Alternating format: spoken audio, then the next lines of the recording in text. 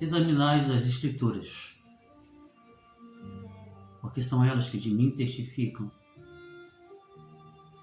No Salmo está escrito: feliz é o homem que teme o Senhor, e na sua lei medita de dia e de noite. É com muita alegria que hoje, desejo sincero do meu coração é que possamos caminhar juntos nesse propósito diante do Senhor. Na verdade, esse vídeo é um convite a todos os irmãos e amigos para que a partir do dia 7 de setembro e até o dia 31 de dezembro alcancemos o objetivo de não apenas lermos toda a Bíblia, parte dela na verdade, mas meditarmos cumprindo o que Jesus disse: examineis as Escrituras. A proposta é lermos 2 capítulos da Bíblia por dia. E para tanto precisamos, em cada capítulo, de 7 minutos. Estamos postando esse vídeo com uma síntese daquilo que iremos ver ao longo desses 4 meses, desse nosso estudo. Nosso desejo e objetivo é fazermos um estudo dinâmico, claro e objetivo de cada capítulo. Nossa oração é que através desse propósito venhamos a crescer na graça e no conhecimento de nosso Senhor Jesus Cristo.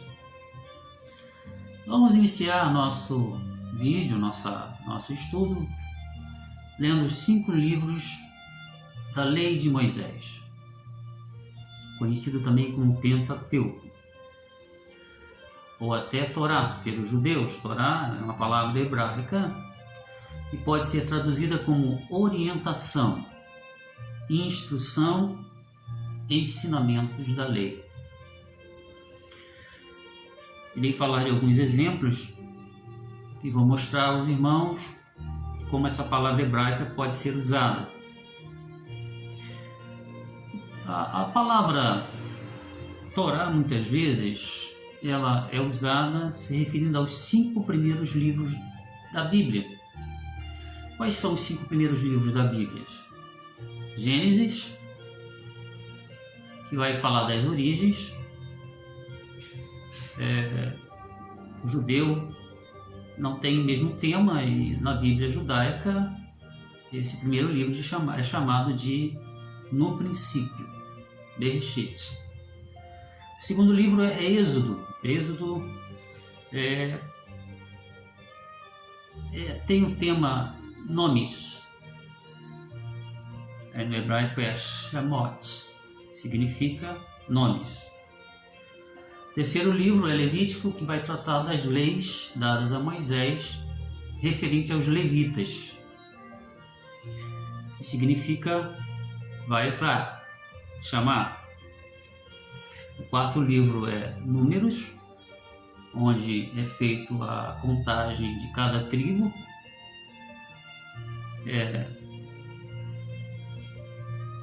O judeu, esse livro é chamado de No Deserto.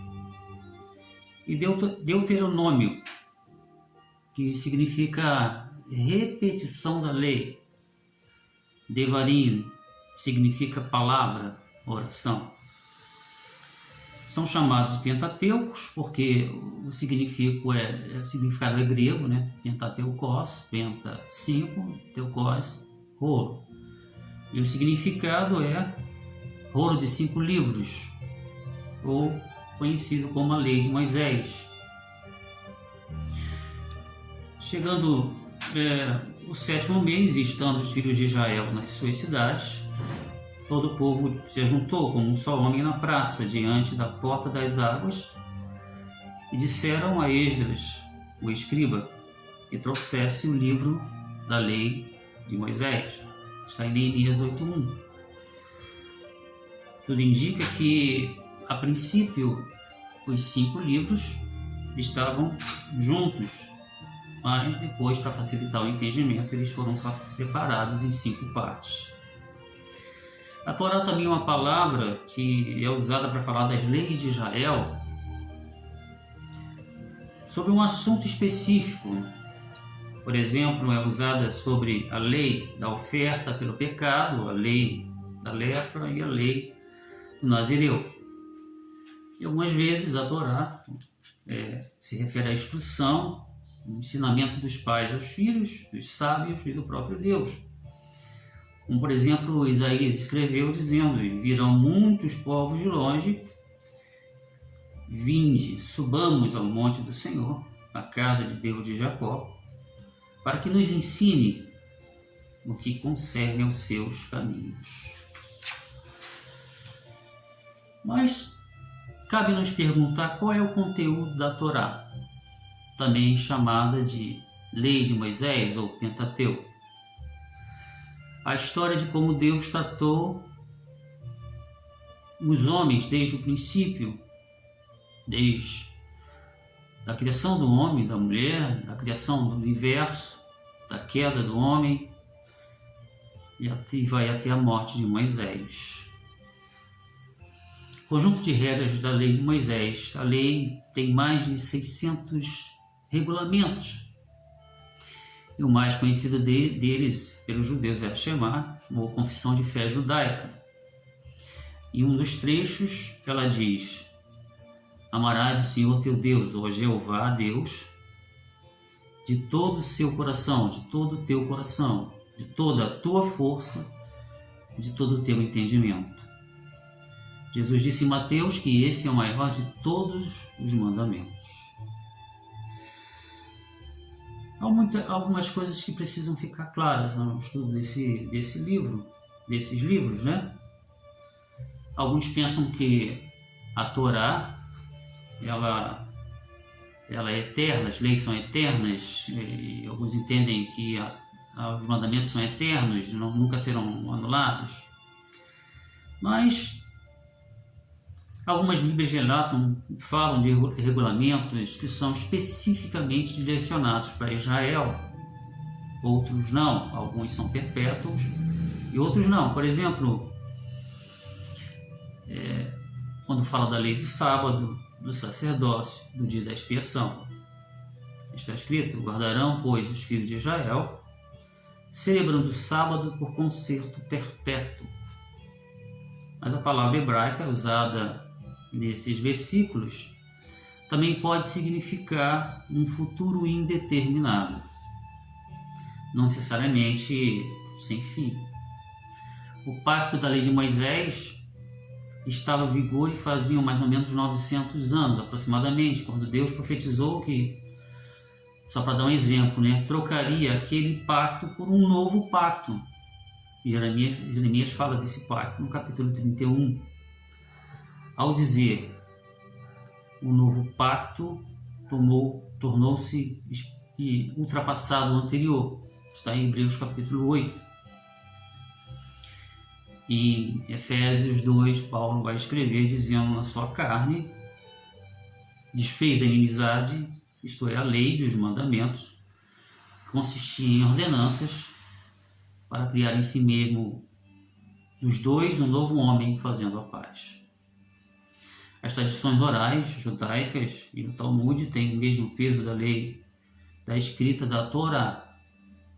Na verdade, a Bíblia não diz que Deus deu para Moisés a lei oral, o mesmo peso da lei escrita, que é a Torá.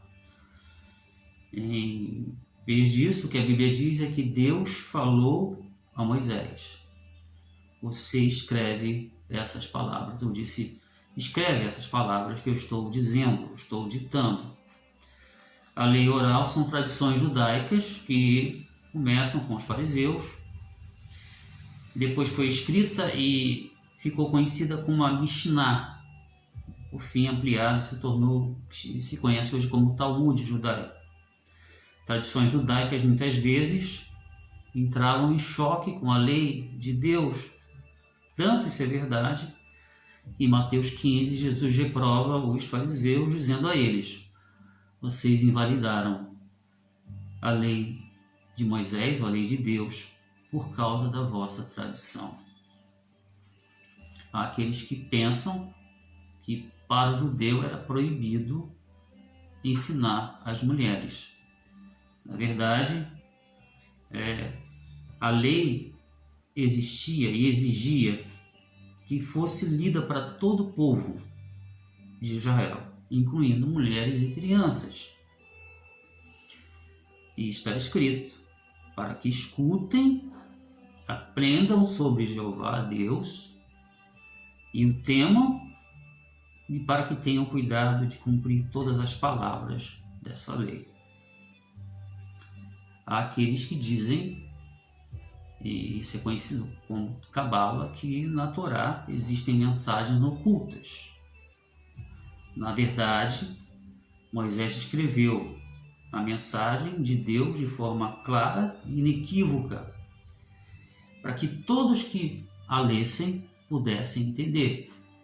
Paulo vai refletir isso em Romanos, quando ele diz para a igreja, né, que deveriam apresentar seus corpos em sacrifício santo e agradável a Deus, que é o seu culto racional. Então Deus quer que você entenda o que você está lendo, e entendendo você possa cumprir da forma correta.